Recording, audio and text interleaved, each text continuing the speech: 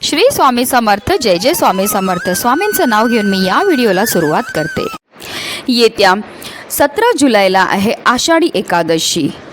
आषाढी एकादशी म्हटलं की डोळ्यासमोर येतं ती म्हणजे पंढरपूरची वारी. वर्षभरातील 24 एकादशीमध्ये आषाढी एकादशीला खास महत्त्व आहे. कृष्ण पक्षात आणि शुक्ल पक्षातील एकादशीच्या दिवशी भगवान श्रीहरी विष्णूंच्या विविध रूपाचे दर्शन आपल्याला होते. आषाढ महिन्यात येणाऱ्या एकादशीलाही अधिक महत्त्व दिलं जातं. महाराष्ट्रात निघणाऱ्या पायी वारीमुळे आषाढी एकादशीचे महत्त्व आणखी वाढून जाते. हा वारकरी संप्रदायासाठी सर्वात मोठा उत्सव आहे.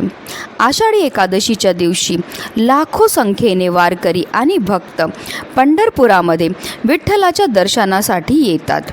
याला देवशयनी एकादशी देखील म्हटलं जातं. आषाढ महिन्यातील शुक्ल पक्षाच्या एकादशी दिवशी भगवान विष्णू 4 महिन्यासाठी योग निद्रेत जाऊन झोपी जातात. या काळात सर्व शुभ कार्य थांबतात. भगवान विष्णू 4 महिने झोपतात म्हणून याला चातुर्मास असे म्हणतात. या दिवशीच्या व्रतात सर्व देवतांचे तेज एकवटलेले असते. या दिवशी सकाळपासूनच सर्वार्थ सिद्ध योग तयार होणार असल्यामुळे या दिवशी केलेल्या प्रत्येक कार्यामध्ये आपल्याला यश हे प्राप्त होणार आहे. त्याचबरोबर या दिवशी सर्वार्थ सिद्ध योग, अमृत सिद्ध योग, शुभ योग आणि शुक्ल योग तयार होत आहेत. हे सर्व योग पूजा, शुभ कार्य त्याचबरोबर केले जाणाऱ्या उपायांकरता अतिशय चांगले मानले जातात. या काळामध्ये केलेल्या प्रत्येक कार्यामध्ये आपल्याला अनंतपटीने पुण्यफळ हे प्राप्त होणार आहे. आणि म्हणूनच आपल्याला आषाढी एकादशीच्या दिवशी गाईला ही एक वस्तू खायला द्यायची. ही वस्तू खायला दिल्यामुळे आपल्या आयुष्यामध्ये असणारे सर्व दुःख, सर्व संकट, सर्व विघ्न, प्रखरातला प्रखर पितृदोष, ग्रहदोष तर दूर होणारच आहे, पण आपल्या 7 पिढ्यांचं दारिद्र्य नष्ट होऊन आपल्या संपूर्ण कुटुंबाची भरभरून अशी प्रगती होणार आहे. अतिशय प्रभावी असा हा उपाय जो प्रत्येकाने किंवा याला सेवासुद्धा म्हणू शकतात जी प्रत्येकाने करायची, त्याबद्दल सविस्तर आणि महत्त्वाची अशी माहिती मी तुम्हाला या व्हिडिओमध्ये देणार आहे. तर व्हिडिओ पूर्ण पहा आणि नवीन असतील तर चॅनलला सबस्क्राईब करा.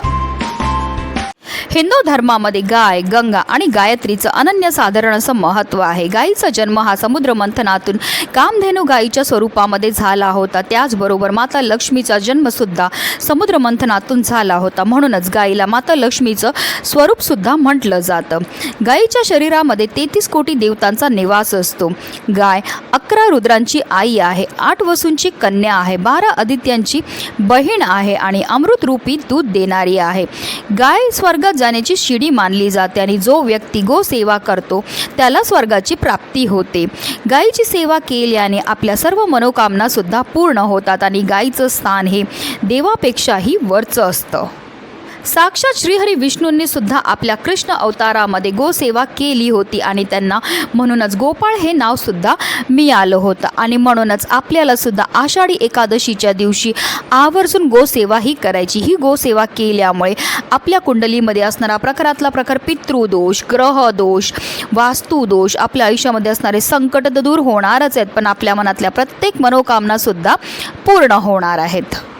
आषाढी एकादशीच्या दिवशी आपल्याला सकाळी लवकर उठून स्नान करायचे, स्वच्छ वस्त्र परिधान करायचे, देवघरामध्ये दिवा हा प्रज्वलित करून घ्यायचा आहे आणि त्यानंतर श्रीहरी विष्णूंची आपल्याला विधिवत पूजाही करायची आहे.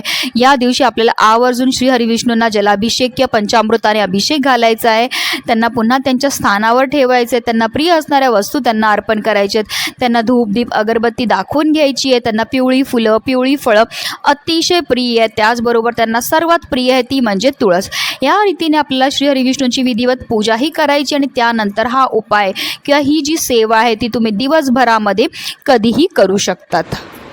आषाढी एकादशी आली आहे बुधवारी, म्हणूनच आपल्याला आवर्जून थोडेसे हिरवे मूग जे आहेत ते भिजवून घ्यायचे. त्याचबरोबर थोडीशी हरभऱ्याची डाळसुद्धा आपल्याला भिजवून घ्यायची आहे आणि आपल्याला एक प्लेट घ्यायची आहे. त्यामध्ये थोडेसे भिजलेले मूग, त्याचबरोबर थोडीशी भिजलेली हरभऱ्याची डाळ आणि त्याचबरोबर त्यावर आपल्याला एक छोटासा खडा गुळाचा अशी वस्तू आपल्याला ठेवून घ्यायची. किंवा तुम्ही पिवळी केळीसुद्धा गाईला खायला देऊ शकतात.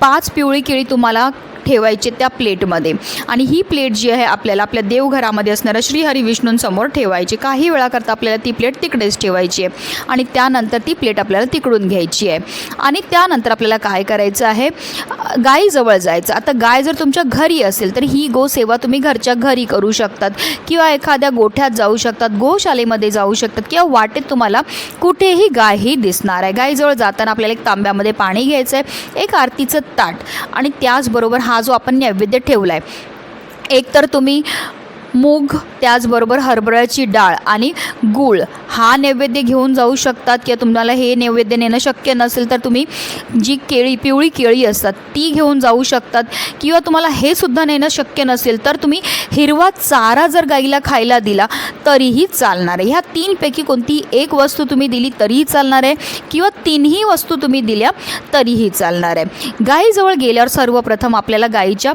दोन्ही पायावर जल हे अर्पण करून घ्यायचं आहे, तिच्या आरती करून घ्यायची, तिला हळद कुंकू अक्षदा लावून घ्यायचे आणि त्यानंतर आपल्याला काय करायचं आहे, आपल्या हातामध्ये आता तुम्ही पिवळी केळी घेऊन गेले असेल तर ती केळी आपल्या हातामध्ये ठेवायची आणि आपल्या हातातनं गाईला ती केळी खायला द्यायची. असं म्हटलं जातं जेव्हा गाय आपल्या हातातनं वस्तू खाते आणि तिची जीभ जेव्हा आपल्या हाताला लागते तर त्यामुळे आपल्या आयुष्यामध्ये असणारे जे दारिद्र्य आहे ते दूर होतं आणि आपला भाग्योदय हा होत असतो.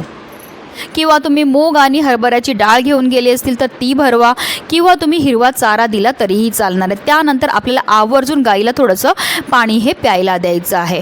त्यानंतर आपल्याला गाईभोवती 11 प्रदक्षिणा मारायच्यात. प्रदक्षिणा मारताना आपल्याला निरंतर ओम नमो भगवते वासुदेवाय नमः या मंत्राचा जप करत करत 11 प्रदक्षिणा मारायच्यात. प्रदक्षिणा मारून झाल्यानंतर आपल्याला गाईच्या पायाखालची थोडीशी माती ही उचलायची आहे आणि तिने आपल्या कपाळावर टिळा हा लावायचा. त्याचबरोबर ती माती आपल्या घरी घेऊन यायची आणि आपल्या घरातल्या प्रत्येक सदस्याच्या कपाळावर त्याने टिळा हा लावायचा आहे. कारण जो मनुष्य गाईला हाताचा स्पर्श करून प्रदक्षिणा करतो आणि गाईच्या चरणाखालील धूळमस्तकी लावतो त्याला पृथ्वी प्रदक्षिणेचे व सर्व तीर्थांमध्ये स्नान केल्याचे पुण्य मिळतं.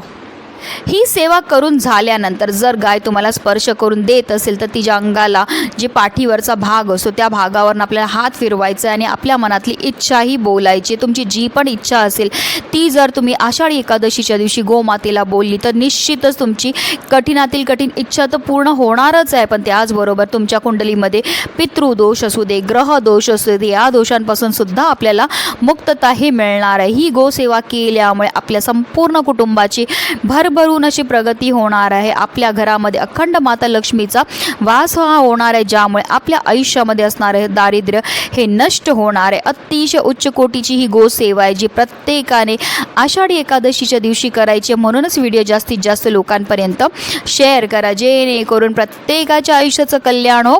ही स्वामीचरणी प्रार्थना. श्री स्वामी समर्थ. जय जय स्वामी समर्थ.